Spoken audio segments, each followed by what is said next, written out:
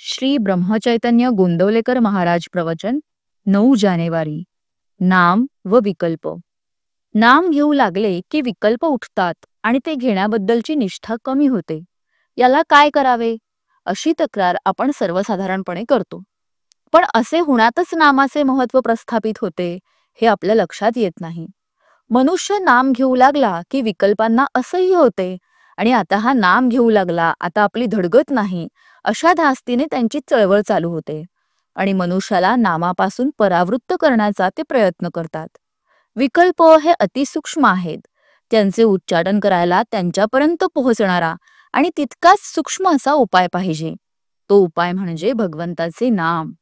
एखाद्या बिळात सर्प शिरला तर त्याला बाहेर काढण्याकरता त्याच्यापर्यंत पोहोचून त्याला तिथे राहणे असह्य करील असाच उपाय करणे जरूर असते। बाहेरून कितीही आरडाओरडा केला तरी त्याचा उपयोग होत नाही।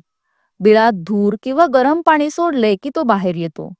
त्याप्रमाणे नाम घेतले की विकल्प उठतात, म्हणजे विकल्पांच्या मूळ ठिकाणापर्यंत नामाची आच जाऊन पोचली असे ठरते। तर मग नाम घेऊ लागल्यावर विकल्प येऊ लागले तर गांगारून न जाता हे सुचिन्ह आहे असे समजून विकल्पांच्या उच्चाटनाची गुरुकिल्ली मिळाली अशा जाणीवेने जास्त आस्थेने नाम घेण्याचा निश्चय करावा। हाच त्याला उपाय। नामाबद्दल सुरुवातीला सर्वांचीच वृत्ती साशंक असते, पण आपण सतत नाम घेत गेल्यानेच विकल्प कमी होतात। कोणतीही गोष्ट अभ्यासाने साध्य होत असते। आज खरी भक्ती नाही म्हणून भगवंताचे स्मरण नाही, आणि भगवंताचे स्मरण ठेवण्याचा अभ्यास केल्याशिवाय खरी भक्ती येत नाही। शहाण्या माणसाने उगीच विकल्प न लढविता भगवंताचे स्मरण ठेवायला आरंभ करावा। विकल्प जाऊन भगवंताचे संकल्प उठू लागले की आपले काम झाले।